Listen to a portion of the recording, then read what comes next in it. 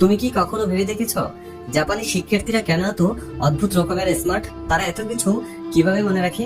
তাদের ভাষা, কাঞ্জি অক্ষর, ইতিহাস, বিজ্ঞান, অঙ্ক সবকিছু এত নিখুঁতভাবে মনে রাখা সত্যিই কি সম্ভব?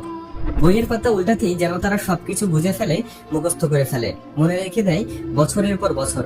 কেন তাদের এই মনে রাখার ক্ষমতা এত তীক্ষ্ণ, এত নিখুঁত? এটা কি কোনো জেনেটিক প্রতিভা, নাকি তারা এমন কোনো গোপন পদ্ধতি জানে যা আমাদের জানা নেই? আসলে এর পেছনে আছে কিছু বিশেষ মানসিকতা, কিছু বৈজ্ঞানিক পদ্ধতি আর প্রতিদিনের শৃঙ্খলা। নগর বেসকেপের আজকের ভিডিওতে তুমি জানবে সেই 5টি শক্তিশালী কৌশল যা জাপানি শিক্ষার্থীদের মেমোরি সিস্টেমকে বিশ্বের সেরা করে তুলেছে। আর সবচেয়ে ভালো খবর, এই কৌশলগুলো তুমি নিজের পড়াশোনা এবং জীবনের নানা কাজে ব্যবহার করতে পারো। শুধু দরকার একটু ভিন্নভাবে চিন্তার নিয়মিত চর্চা। তো চলো শুরু করা যাক আজকের এই মেমোরি ট্রেনিং জার্নি। আর ভিডিওর শেষে তোমাদের জন্য একটা বোনাস টিপস থাকবে। Technique number 1, active recall. তোমার সাথে কি কখন এমনটা হয়েছে যে একটা বিষয় কয়েকবার পড়ার পরেও মনে থাকছে না? তবে শুনে রাখো, শুধু বারবার পড়লে হয় না। যেটা মনে রাখতে চাও তা নিজের মস্তিষ্ক দিয়ে বারবার আইডেন্টিফাই করতে শেখো। এই কৌশলকে বলা হয় অ্যাক্টিভ রিকল, বাংলায় যাকে বলা হয় সক্রিয় মনে রাখার কৌশল। জাপানি শিক্ষার্থীরা এই পদ্ধতিটাই দৈনন্দিন জীবনে সবচেয়ে বেশি ব্যবহার করে। অ্যাক্টিভ রিকল মানে হলো তুমি যা পড়ছো সেটা নিজে নিজে মনে করার চেষ্টা করা। তুমি বই থেকে পড়লে সেটা শুধু চোখ দিয়ে দেখা হয়, কিন্তু অ্যাক্টিভ রিকল শেখায় বই বন্ধ করে নিজের মাথা দিয়ে উত্তর দাও, নিজেকে প্রশ্ন করো, উত্তর খোঁজো, আর সেটা নিজের ভাষায় বলো। একটা গবেষণায় দেখা গিয়েছে যারা শুধু পড়ে তারা 20 থেকে 30% মনে রাখতে পারে, কিন্তু যারা অ্যাক্টিভ রিকল করে তারা 70 থেকে 80% পর্যন্ত মনে রাখতে পারে।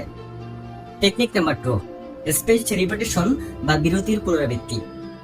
তুমি তোমার ভুলে যাওয়ার অভ্যাসটা বদলাতে পারো এই স্পেসড রিপিটিশন দিয়ে। তুমি কি কখন এমনটা বলেছো যে কিছুদিন আগেই তো পড়লাম কিন্তু এখন কিছুই মনে নেই?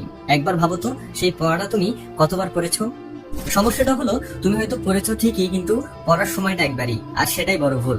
জাপানি শিক্ষার্থীরা এই ভুলটা করে না। তারা জানে শেখা মানেই শুধু একবার মুখস্থ করা নয়, বরং সময় দিয়ে বারবার মনে করিয়ে দেওয়া। আর এজন্যই তারা ব্যবহার করে এই অসাধারণ কৌশল।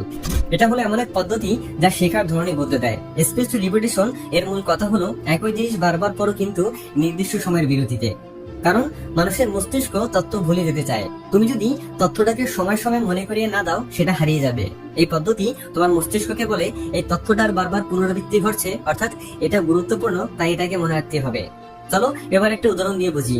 ধরো তুমি প্রথম দিন নতুন কিছু শিখলে বা পড়লে, দ্বিতীয় দিন সেটা রিভিশন করলে, পঞ্চম দিনে আরেকবার রিভিশন, এবং দশম দিনে আরেকবার, সবশেষে 20তম দিনে আরেকবার। এভাবে রিভিশনের সময়ে মাঝে মাঝে বিরতি থাকলে তুমি যে কোনো তথ্য অনেকদিন পর্যন্ত মনে রাখতে পারো। এটা এক ধরনের মস্তিষ্কের ট্রেনিং যা স্মৃতিকে পাথরের মতো শক্ত করে তোলে। জাপানি শিক্ষার্থীরা প্রচুর ফ্ল্যাশ কার্ড ব্যবহার করে। তারা মোবাইলে অ্যানকি কুইজলেটের মতো অ্যাপ ব্যবহার করে, যেখানে এক একটি তথ্য কার্ডের মতো সাজানো থাকে। যখনই তারা দেখে এই তথ্যটা আমি ভুলে যাচ্ছি, তখনই তারা সেটার রিভিশনের সময়সীমা কমিয়ে আনে, আর যে তথ্যগুলো তারা ভালো মনে রাখতে পারে সেগুলোকে ধীরে ধীরে দূরে সরিয়ে দেয়। এভাবেই তারা কোনটা ভুলে যাচ্ছে আর কোনটা মনে আছে তা নিয়েও কাজ করে। মানুষের মস্তিষ্কে তথ্য সংরক্ষণের ক্ষমতা একটা নির্দিষ্ট প্যাটার্নে কাজ করে। এবিংহাউস ফরগেটিং কার্ভ নামের একটা গবেষণা বলছে তুমি যদি 24 ঘন্টার মধ্যে রিভিশন না করো, তাহলে 70% পর্যন্ত ভুলে যেতে পারো। স্পেসড রিপিটিশন এই ভুলে যাওয়ার হারকে কমিয়ে এনে 90% পর্যন্ত ধারণযোগ্য করেছে। জাপানিরা পারে কারণ তারা জানে মেধা জন্মগত নয়, মেধা তৈরি হয় নিয়মিত স্মরণে। টেকনিক নাম্বার 3, ভিজুয়াল মেমোরি বা চিত্রভিত্তিক স্মৃতি। জাপানি শিক্ষার্থীরা কেবল চোখ দিয়ে না, তারা মস্তিষ্ক দিয়ে অনুভব করে। আমাদের মস্তিষ্ক কিন্তু শব্দের চেয়ে ছবি অনেক বেশি পছন্দ করে। একটা গবেষণায় দেখা গেছে মানুষ টেক্সটের তুলনায় ছবি 65% বেশি সময় ধরে মনে রাখতে পারে। জাপানি শিক্ষার্থীরা এই বৈজ্ঞানিক সত্যটাই কাজে লাগায়। তাদের বইয়ে থাকে চার্ট, ম্যাপ, স্কেচ, এমনকি কালার কোডেড নোট। আমাদের মস্তিষ্ক একটা প্রযুক্তি সম্পন্ন ক্যামেরার মতো। যখন আমরা কোনো তথ্যকে ছবি বা চিত্রে রূপ দেই, তখন মস্তিষ্ক সেটাকে দীর্ঘমেয়াদে সংরক্ষণ করে এবং সহজে খুঁজে পায়। উদাহরণ হিসেবে শরীরে রক্ত চলাচলের বিষয়টা পড়তে গিয়ে একটা রঙিন চিত্র আঁকতে পারো। লাল রঙে হাত থেকে বের হয়ে যাওয়া রক্ত আঁকো, আর নীল রঙে আঁকো ফেরত আসা রক্ত। তাহলে দেখবে দীর্ঘদিন পরেও চোখ বন্ধ করলে সেই ছবি ভেসে উঠবে। Technique number 4, micro learning. তুমি যদি এখনো ভাবো যে এক বসায় 1 বা 2 ঘন্টা না পড়লে কিছুই হবে না, তাহলে একটু থামো, কারণ তোমার এই ধারণাটাই সবচেয়ে বড় ভুল। জাপানি শিক্ষার্থীরা কি করে জানো? তারা জানে একটানা দীর্ঘ সময় ধরে পড়া নয়, বরং ছোট ছোট লার্নিং ইউনিটে লুকিয়ে আছে প্রকৃত স্মার্টনেস। তোমার ব্রেন কখন সবচেয়ে ভালোভাবে কাজ করে জানো? যখন তুমি তাকে প্রেশার না দিয়ে বরং সময় দাও, বিশ্রাম দাও, আর ঠিকঠাক ব্রেক দাও। আর এই ধারণা থেকেই এসেছে এক অসাধারণ টেকনিক যাকে বলা হয় পোমোডোরো টেকনিক। প্রোমোডোরো টেকনিকে তুই যদি পড়ো অথবা কাজ করো তবে সেটা হবে 25 মিনিট, তারপর 5 মিনিট বিশ্রাম নাও। আর এই 30 মিনিটকে বলা হয় এক একটা প্রোমোডোরো সেশন। 4টা প্রোমোডোরো সেশন শেষে 15 বা 20 মিনিটের বড় একটা ব্রেক। এভাবে ব্রেনে চাপ পড়ে না, বরং সতেজ থাকে এবং তোমার মনোযোগ ও রিটেনশন দুটোই বাড়ে। এখন ধরো তুমি 1 ঘন্টা পড়তে চাও, তখন তুমি সেটাকে 2 ভাগে ভাগ করো। 25 মিনিট পড়লে তারপর 5 মিনিটের ব্রেক, আবার 25 মিনিট পড়লে আরেকটি 5 মিনিটের ব্রেক। আর এই ছোট ছোট লার্নিং সেশন গুলো তোমার মনকে বোর হতে দেয় না, বরং প্রতিটি সেশনে তুমি থাকবো ফ্রেশ ও energetic. Technique number 5, teach to learn, অর্থাৎ শিখে শেখাও।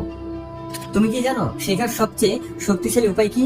না শুধু মুখস্থ করা নয় অথবা শুধু টিচারের লেকচার শোনা নয়, বরং সবচেয়ে কার্যকর উপায় হলো তুমি যা শিখছো সেটা অন্য কাউকে শেখানোর চেষ্টা করা। এটাকে বলে টিচ টু লার্ন বা শেখার পর শেখানোর কৌশল। এটা কোনো আবিষ্কার নয়, বরং বহুদিন ধরে জাপানি শিক্ষার্থীরা এই কৌশল নিজেদের পড়াশোনায় ব্যবহার করে আসছে। তারা জানে যখন তুমি কাউকে বোঝাতে পারো তখন তুমি সত্যিকারের অর্থে বিষয়টা বুঝছো। মানব মস্তিষ্ক সবচেয়ে ভালোভাবে শিখে তখন যখন সেটা তথ্যকে ভেঙে অন্যকে বোঝাতে চেষ্টা করে। ফেনম্যান টেকনিক নামে পরিচিত একটা কৌশলে বলা হয়, যদি তুমি কোনো জটিল বিষয়কে এমনভাবে ব্যাখ্যা করতে পারো যেন একজন শিশু বুঝতে পারে, তবে তুমি সত্যিই সেটা বুঝতে পারছো। যখন তুমি অন্যকে বোঝাতে সক্ষম হবে তখন মস্তিষ্ক শুধু তথ্য সংগ্রহ করে না, বরং তথ্য বিশ্লেষণ করে, লজিক্যাল লিঙ্ক তৈরি করে, ভুলগুলো খুঁজে বের করে এবং মনে গেঁথে ফেলে। জাপানি শিক্ষার্থীরা কি করে জানো? সেখানের অনেক ছাত্রছাত্রী ক্লাস শেষে বন্ধুদের পড়ায়। তারা ছোট ছোট গ্রুপে বসে আজকের শেখার বিষয়গুলো একে অপরকে বোঝায়। কেউ কেউ নিজের মতো করে কল্পনা করে, আর এই প্রক্রিয়ায় তারা নিজেদের শেখাটাকেও আরো শক্ত করে ফেলে। এখন প্রশ্ন, তুমি কিভাবে এই কৌশলটিকে কাজে লাগাবে? এর উত্তরটা খুবই সহজ। যে বিষয়টা শিখলে সেটাই সঙ্গে সঙ্গে তোমার বন্ধুকে বোঝাও, না থাকলে ছোট ভাই বা বোনকে বোঝাতে পারো। এছাড়াও মনে মনে নিজেকে শিক্ষক ভাবতে পারো। এরপর একটা কাগজে বিষয়টা লেখো আর নিজেই পড়াও, যেন মনে হয় তুমি টিচার। বন্ধুরা, এবার সেই সিক্রেট টিপসটা শেয়ার করছি, যেটা শুরুতেই বলেছিলাম। গানবারু ও কাইজেন হলো জাপানি শিক্ষার্থীদের সাফল্যের একটি বড় রহস্য। গানবারু হলো হাল না ছাড়ার মানসিকতা। গানবারু জাপানি ভাষার একটি শব্দ, যার অর্থ শেষ পর্যন্ত লড়ে যাওয়া, চেষ্টা চালিয়ে যাওয়া, কঠিন হলেও টিকে থাকা। জাপানি শিক্ষার্থীরা মনে করে কঠিন কোনো কিছুতে থেমে যাওয়া নয়, বরং তখনই সবচেয়ে বেশি চেষ্টা করা দরকার। কেননা তাদের শেখানো হয় পরিশ্রমের বিকল্প নেই। তাই প্রশ্ন যতই কঠিন হোক না কেন কিংবা চোখে যতই ঘুম পাক না কেন, তারা চেষ্টা থামায় না। তুমি যখন পড়তে বসো তখন মোবাইল আসা নোটিফিকেশন তোমার মনোযোগ হারানোর কারণ হয়ে দাঁড়ায়, কিন্তু গানবারু শেখায় যা করা দরকার শুধুমাত্র সেটাই করো। অন্যদিকে কাইজেন হলো প্রতিদিন 1% উন্নতির দেখা পাওয়া। কাইজেন মানে ছোট ছোট পরিবর্তনের মাধ্যমে ক্রমাগত উন্নয়ন। জাপানি শিক্ষার্থীরা জানে বড় লক্ষ্যে পৌঁছাতে হলে প্রতিদিন একটু একটু করে উন্নতি করতে হয়। তারা জানে স্মৃতিশক্তি হুট করে পারে না, শেখা হুট করে হয় না, কিন্তু প্রতিদিন 1% উন্নতি হলে সেটা বছরে গিয়ে দাঁড়ায় 365%।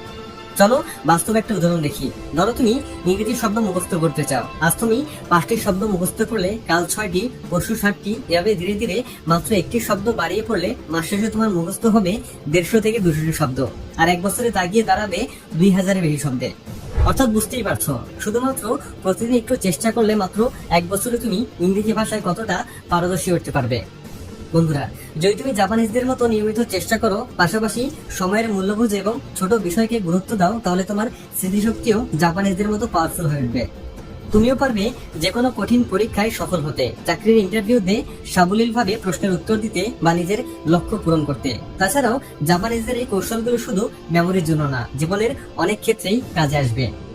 আশা করি আজকের এই ভিডিওটাও তোমার জীবনে কোনো না কোনো কাজে আসবে। যদি ভালো লেগে থাকে তাহলে ভিডিওতে একটা লাইক করতে পারো। দেখা হচ্ছে পরবর্তী ভিডিওতে। ততক্ষণ পর্যন্ত সাবস্ক্রাইব করে নগর বাইস্কোপের সাথেই থাকো। Thanks for watching.